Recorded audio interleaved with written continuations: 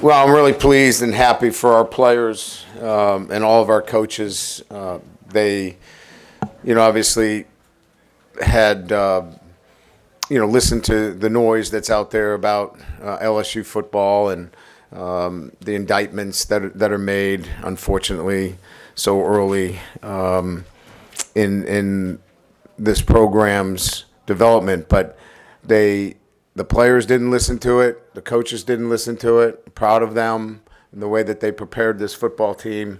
And, we played a really good Vanderbilt team. They shorten the game. They hold on to the football. They play good defense. And nice to see a nice crowd out there today. I think, having the fan support out there today was really nice to see, and the support that we got from our fan base. So appreciate them.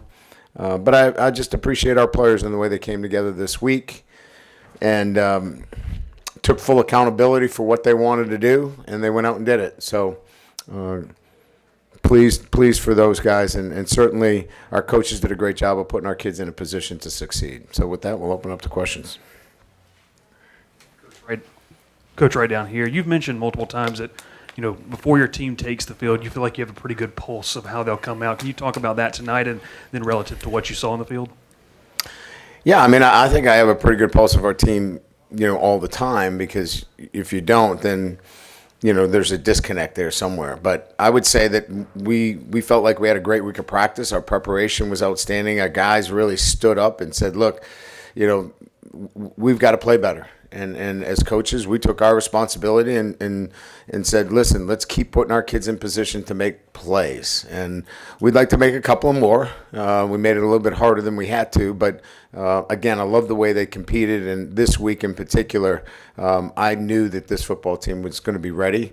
And they've been ready. We didn't close out 3 games. We had 3 games that were in the third and fourth quarter that we had a chance to close out, or the narrative would have been much different around here. Everybody would have slept better. I would have slept better, and you guys wouldn't have anything to talk about.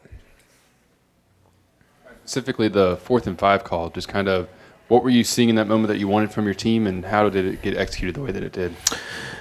Yeah, so, we were faced with a number of 4th down situations, probably multiple 4th down situations in terms of our play calls. And, we were getting so much man coverage in those 4th down situations. We knew that we had an opportunity to get the ball out quickly with the coverage being off us. They sat down, very rarely. They gave us a little bit of cushion in those 3rd and shorts and 4th downs, and that was really we felt like the ball could come out quickly, and we could make some people miss. Coach Josh Williams had a pretty big game for you guys. He tonight. did. What was he sort of seeing as a runner, and what made him so effective in helping you guys stay ahead of the sticks? He ran through the face of a number of defenders. It was physicality. It was want to. It was desire. It was all those things in one. It was just a guy that was, committed to no matter what, the first guy's not going to bring me down. And he set a tone for our entire team, a toughness on offense and a resolve that these guys showed this week. And I think he was one of our leaders this week, spoke up many times. He spoke up before our meal today when we meet with our team. He really was committed to making sure that we found a way to win this game. Brian, you've done this job for decades. You've had weeks like this. Yeah. Did you talk about just getting through a week like this, not just the losses, but the loss of a recruit and just the noise that just kept getting louder and louder, and how you kind of handled that? Yeah, the recruiting doesn't mean a whole heck of a lot when you're talking about your football team in the present, right? Everybody else certainly felt differently about that recruiting piece. But that didn't really affect our players nor the coaches. Yeah, you're disappointed because you've put, many, many years into recruiting, but it really didn't affect the core of what we wanted to accomplish. And that was, we wanted to finish this football game. And we finished taking a knee on the 10-yard line. And that's how you want to finish football game. So, yeah, the noise was there, but you're going to get noise at LSU when you lose 3 games in a row. But it wasn't because of our guys not being committed, and they show that commitment this week. Brian, when you guys ran the ball, the offensive line blocked well enough to where you guys didn't have a single negative rushing play tonight. What was different about that group and its preparation? It's a good question. I will tell you, a lot of it had to do with certainly the offensive line and getting great movement up front. But more importantly, it was Garrett Nussmeier.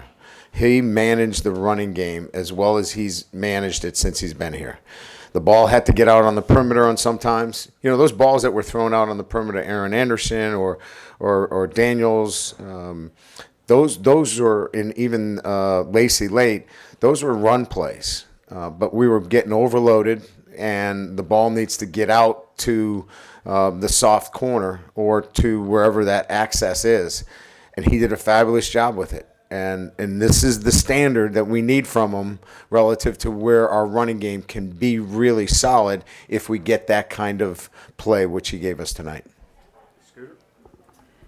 Considering all the noise you were talking about and the negativity of the week, what was your reaction when one play it's 7-0, one play into the game? I felt like we were going to overcome it. I felt confident in our football team that they were prepared and they were going to win this football game. And I felt that on the sideline, and just stayed positive with the group and kept plugging. And we came back with a great drive to tie the thing up. And obviously from there, I thought we controlled the game from there on out. Coach, you talked about it a little bit in the back, about Josh Williams. He was part of the player-led meeting. And do you think maybe this game was a statement to his team, being a veteran, of what he expects from this team? Absolutely. And he said that. He goes, this is what we expect here at LSU. This is what I expect.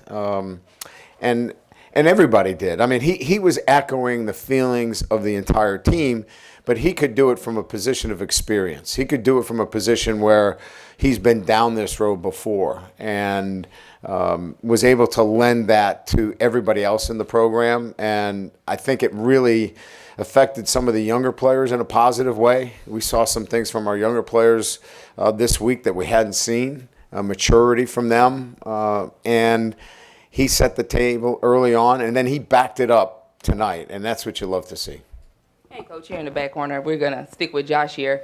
Getting him more involved in the receiving game as well, probably that we haven't seen from him in a while. How was he able to open up the offense in that? Well, we were running a lot of 4 vertical, and they were carrying those inside seams with their linebackers. So the linebackers were running with those inside seams, which created a big disparity between the depth of the linebacker that was trying to get into the seam route and our check down. So we said, look, if they carry the seams, just check it down. We're going to get 12 to 15 yards, and we might have averaged that on our check downs tonight. Hey, Coach, do you feel like sticking with that 4-3 look allowed you guys to shoot the gaps a lot quicker and maybe just a lot easier just in times past? Yeah, I mean, look, to talk about scheme right now is not what I'm interested in doing, but I'll answer the question. You want to be in a lot more 4 down against a power running team like this. You don't want a lot of bubbles. You don't want a lot of air in your defense. So this is a team in particular that you want to stay in much more 4 down than 3 down. And you know, we'll change it up, right? I mean, we'll get into some 3 down in the 3rd and long situations, but you know, I thought 4 down was the right call in terms of what we worked on in practice this week against this offense. Hey, Coach. I saw you meet with Nuss and Will after the game there briefly. What was your message to them?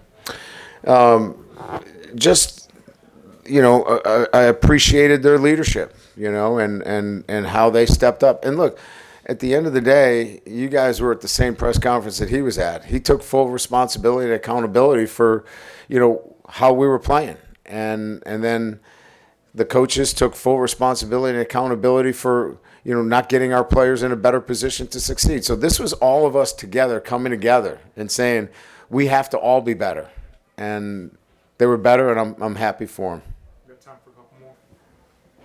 I know you've mentioned this multiple times, but just talk more about West Weeks and his, obviously willingness to help contribute tonight and kind of what went into that and his ability to be ready when you wanted to call his number.